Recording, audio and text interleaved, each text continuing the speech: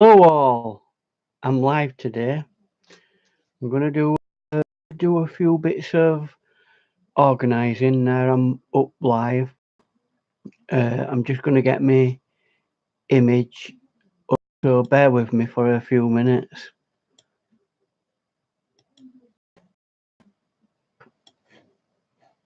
That can stay there. I'm just organising my,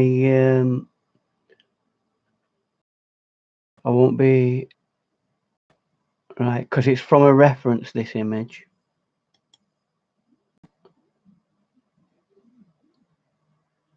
Everything's decided to be very, very slow today.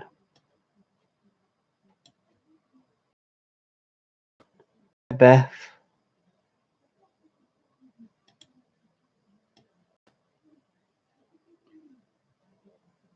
I don't know where to put.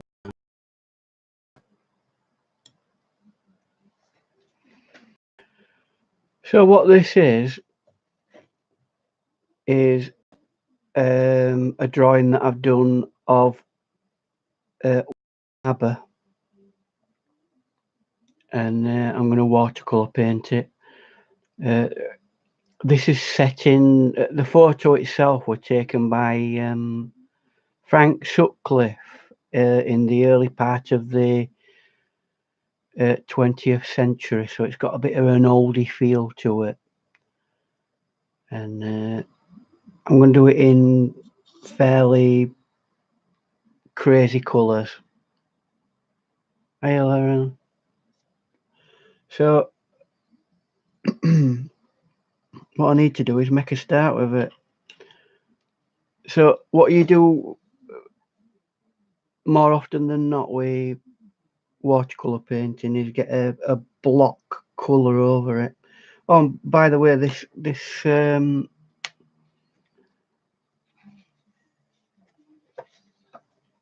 paper is hahnemuhle, and there's the different weights that it should be. 425 grams per square meter, or over in the US they use this. It's 200 £200,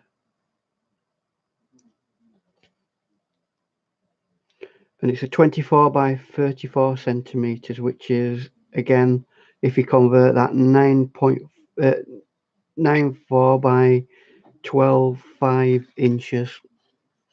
I don't know what that means. I don't do inches these days. Right, so let's crack on and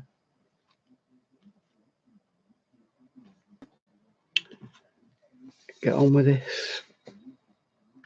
So what I'm going to do is I'm going to use a hake brush,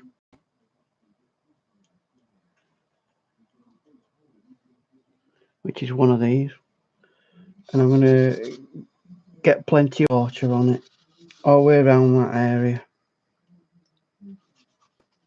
maybe even that. I'm not overly worried about it getting all over, because I'm going to do an overall feel to it anyway, so it could come down here as well.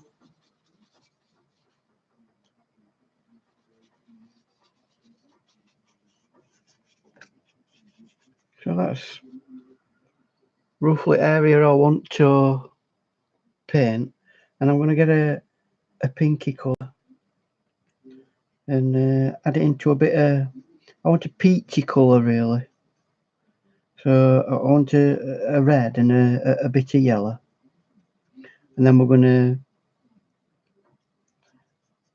to make it very, very light.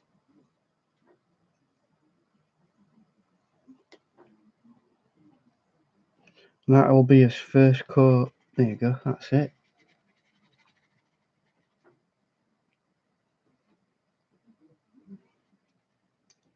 Adjustment there.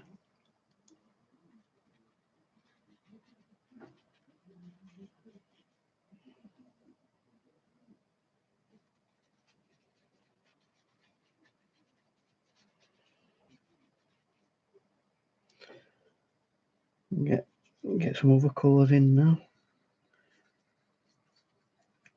Put some purplies in. And you notice how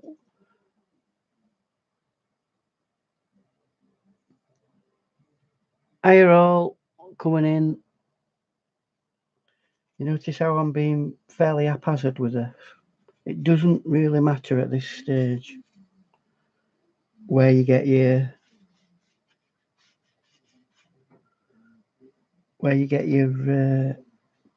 colours put in. Now, one thing I will say about this is the light is coming from this direction. So this area, anything that's hitting there will be lighter than this side, which will have shade. And we'll use that later on to our advantage. The only problem is we're doing it like this. You've got to wait quite a while for the paint drying. And because I've wet it quite heavily,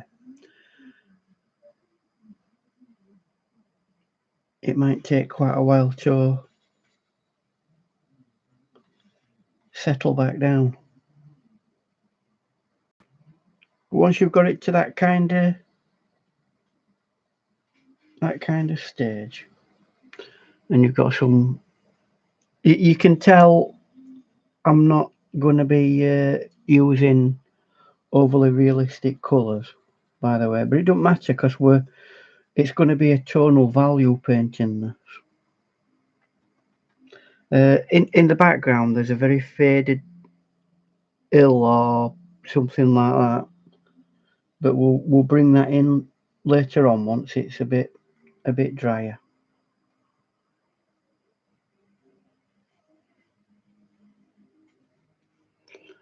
So at this moment in time, there's not a lot more I can do with that. So I've got to leave it to dry a bit if we go live. I'm going to put this to one side, and I'm going to do a little bit of extras and doodling. If I can find my paper.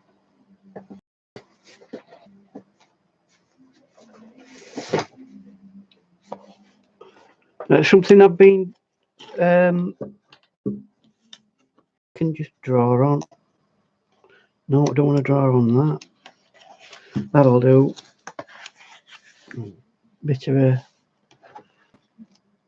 something that I've been watching videos on just recently is on the Lumix method of drawing a face. Let me show you what I mean. So just notice that unlike this, if you're trying to draw a circle and you're going like that and you're struggling, forget that. It's more to do with that's you're doing that because you've only got that amount of movement in your wrist. So look at your wrist to your elbow has much more movement in it. And if you incorporate your shoulder in that, what you can do is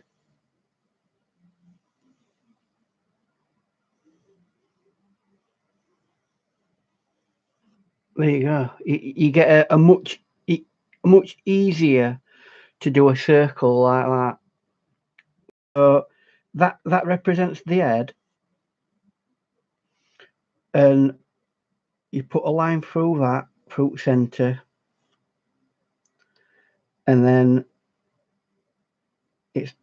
let's pretend that's the centre at the moment, and dependent on the thing that the person that you're drawing, you put another circle there, and that there represents something, and that there represents something. Now, halfway in there, you can put a line, and halfway there, you can put a line. Now, this is a ball, so that needs to go like that. and then that position there goes up to that line there,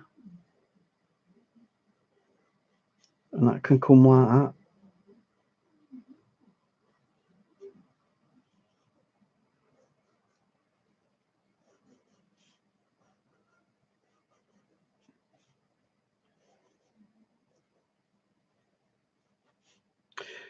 And it helps you build up a face.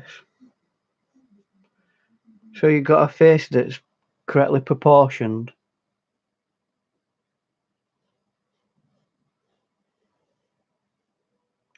Bring that round there. That comes down there.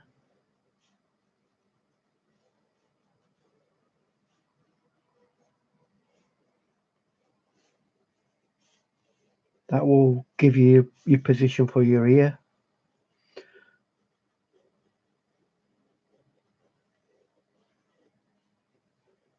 And slowly but surely, you're building up a face. It's very basic, this, but that helps you build a face up. You can draw, if you use it, where you draw a circle, and then draw a circle there, halfway, like that. You bring that down like that, and you bring that down like that, and if it's a man, it goes fairly square like that, and you've got your face, you've got your head. There it is. And it's just a matter of that's where the forehead would be. Between the half of that circle would be where your eyebrows would be, like that, and then halfway again there is where your nose is going to be, and your mouth goes there, your eyes go there, and it's so simple that I'm really basic in comparison to the actual method itself. That's what you have to do with anything that you're not 100% sure of. You have to try to push yourself to practice, because you'll only get better at it in the long run. I'm just going to see now if we've got if it's dried any. So that was a quick lesson in that Lumix. If you want to look it up, other people do it a lot better than what I do. It's called the Lumix method of drawing, and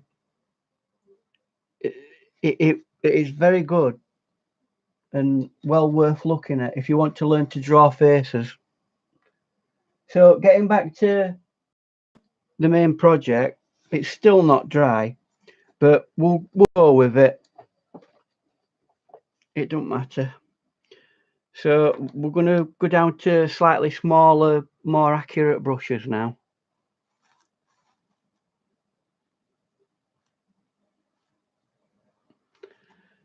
So I'm going to wet this one's a proarte, kind of almost like a pointed mop. So like I said, it's crazy colours, this, so don't expect it to be photorealistic. So I'm going to find places where I think it'll benefit from some colour.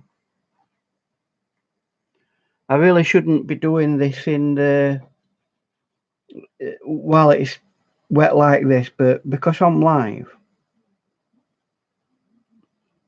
unfortunately, I haven't got the time that's needed to be able to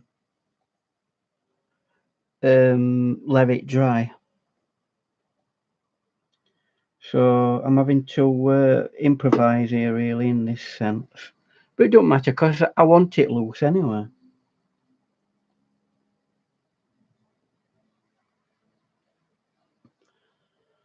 And slowly but surely, as you get darker with your colours, you paint less areas.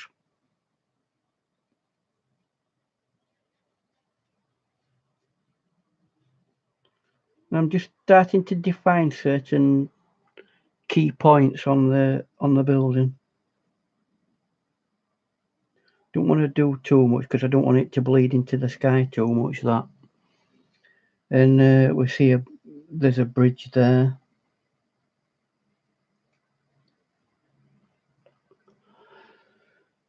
And so what are you guys doing then?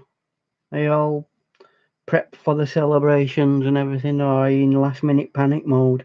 Oh dear.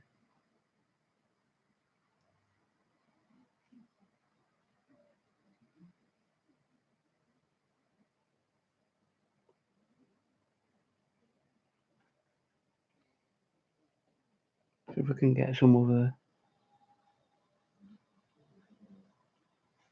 colours into it. To some extent, this area, this side, will go quite muddy, but I want it to do that anyway because I want it to be fairly dark that end. Whereas this side, I want it to be reasonably clear and not so muddy. Let's see if I can get this blue now and put a whoosh of blue across the sky. Which way should I do it?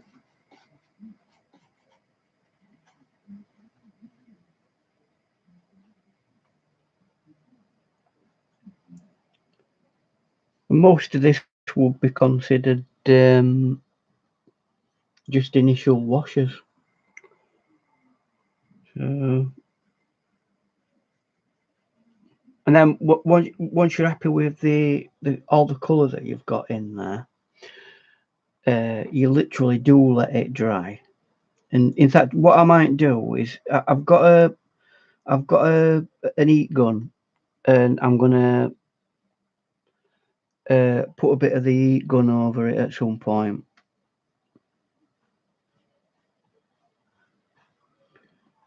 But I don't like doing that.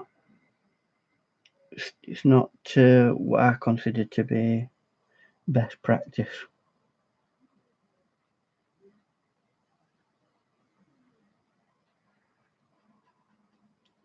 So I'll get me heat gun, and I'm gonna dry this off as much as I can because I really now need to stop painting on it because it'll become too fuzzy. And what we want to really now start to do is get the tonal values in that will help pick out what the building's going to be. So if I can remember where my heat tool is in here.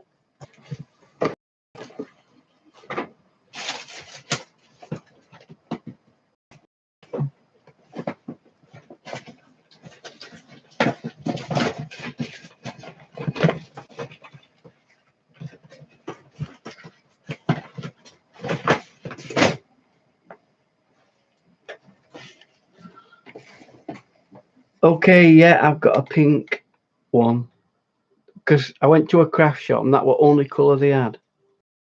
So that's life, isn't it? Let me plug it in, etc.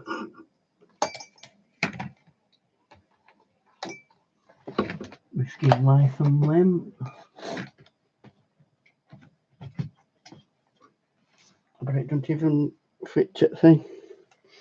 Right, I'm going to put the heat tool on this so you'll more than likely hear it, and I don't really often use this, so I don't know how badly it's going to affect you. Heat tool. Hello everybody coming in. Oh, it's not that bad.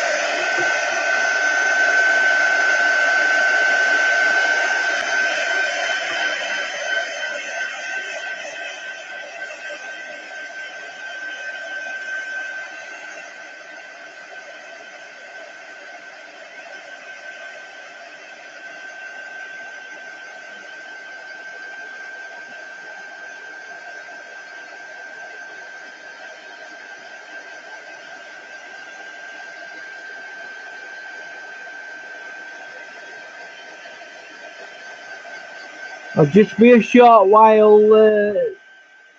getting this as dry as I possibly can get it, and then we'll move on to the tonal values,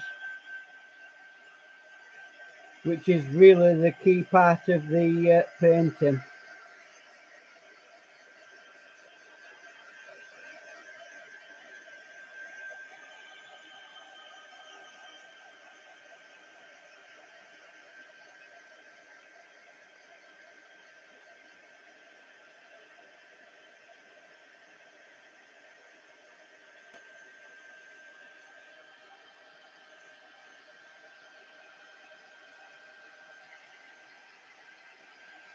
I would advise that if you're doing painting, that you leave layers to naturally dry.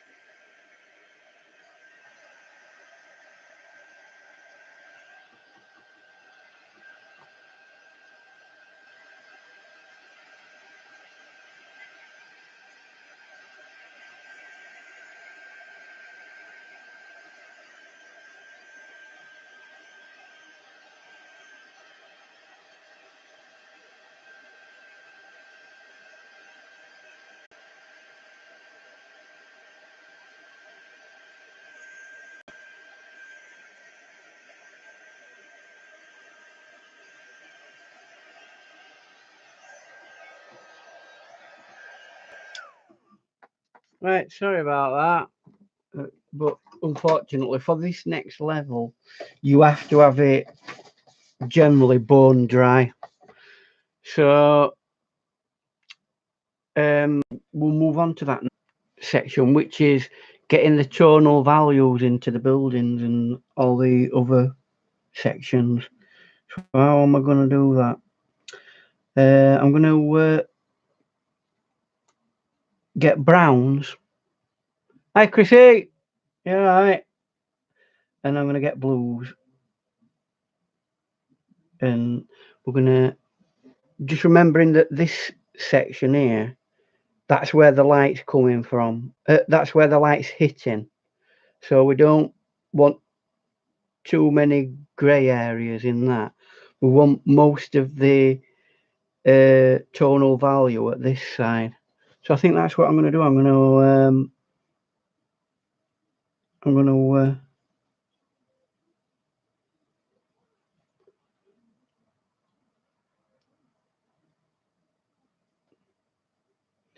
to paint that first. It's very loose because you can't really see an awful lot in the original image. So I'm not trying to put every finite little detail in.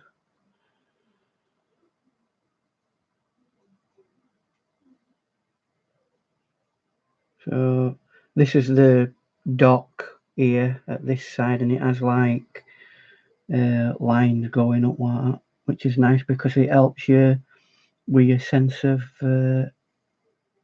perspective and all that sort of stuff. I'll pick up some more paint here and start thinking about what I'm going to do for the bridge.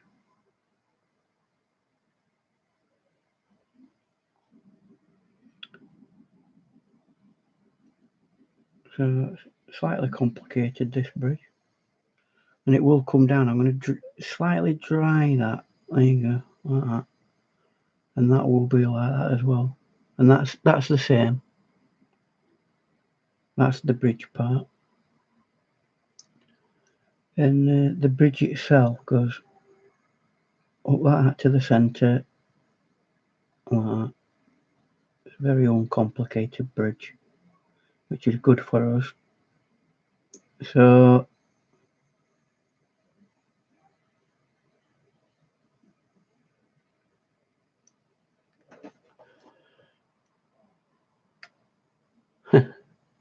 Whitby, it is. I'm glad you, because obviously that far away from Whitby, Chrissy, and you recognised that it was Whitby. That bridge actually is. I mean, as soon as I saw the photograph, I thought, oh look, Whitby. I thought I've got to have a go at doing that. So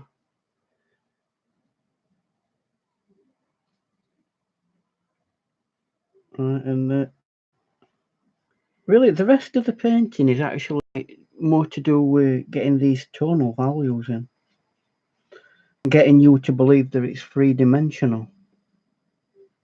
And so all we've really done is we've put a wash of colour in the rough areas.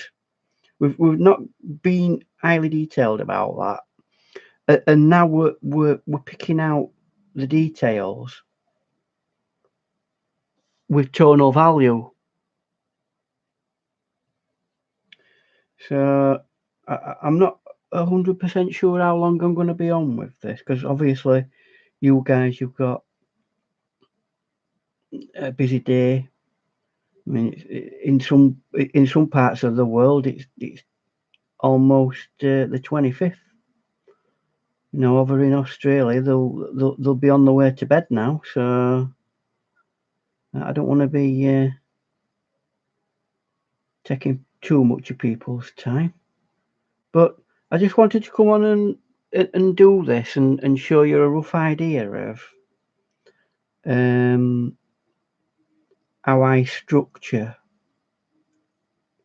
a painting that's like a bit crazy, as it were. Like it's one of my crazy paintings.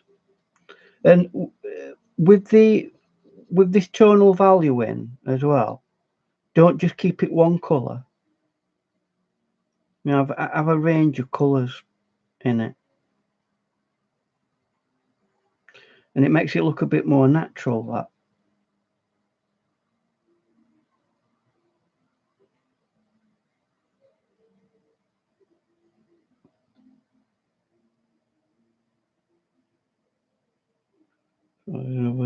Right.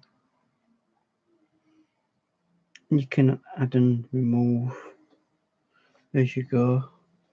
Now, as I said earlier, in the background there's some sort of, you can barely see it, but I am going to reintroduce that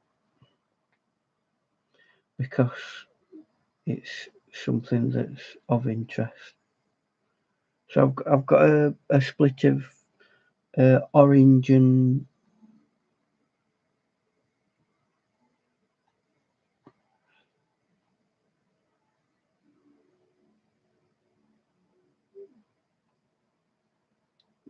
when it goes into background like that, tends to become greyed out, whatever it is, because there's less colour saturation. I'm going to leave that like that for the time being and let that. But as you come closer, it will get slightly more colour saturated. So this is like going round and away from us. So this end's going to be colourful and that end's going to be much more grey. Now I'm going to drag a bit of that down, not too much, to give that a representation of, and again, exactly the same. I'll just get some water to drag that down, and there'll be less dragging down the farther you get away again, because you see less detail.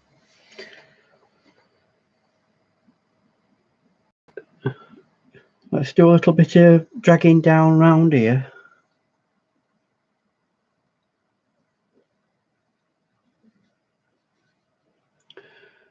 And what I'll do, I think, I've got it to this kind of stage. I've done this a bit on the live, and what I'll do is I'll finish it off as a video, and complete it like that. So I'm really grateful for you guys coming along. Watch out for the completion video for it, and I'm sure you'll enjoy that being finished off. But we've made a good start with this, and I'm quite happy with what I've got done. So I will thank you.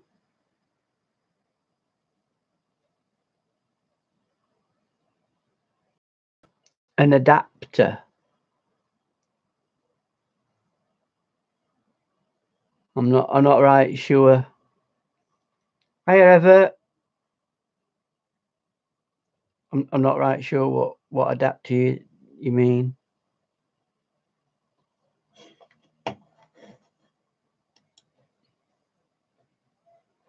Hi, Paolo. Oh, I'm being bombarded by notifications now, so I can't see what I'm doing. Go away.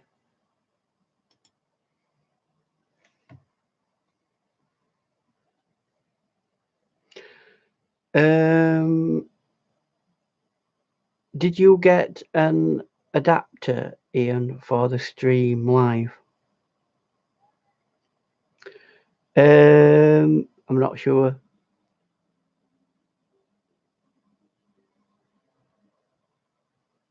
I'm not really on that IG about Chrissy. I don't really go on it. It's not a format that, because I work off a computer, it's just a real annoyance, IG, in that sense. But if you want to contact me on Facebook about it, then I'll chat with you about that another time. But for the time being, because it's saturated, I've got it this far on the live. What I'll do is I'll finish it off on a recorded video, and we'll see later on all. So thank you for coming in and watching the process that I've done up to this point. So just in brief, we washed it over with very strong abstract colours, and in areas that I knew I wanted particular colours, and I've started now picking out particular parts of the image to emphasize it so that it's got some kind of structure, and that's what I'll continue to do with the rest of the painting, slowly but surely build up tonal value so that you've got some sort of image. So thank you for coming along and watching this. I hope it's been beneficial for you to see, and we'll see you later, all guys. Enjoy the rest of your week. All right, see you later. Bye.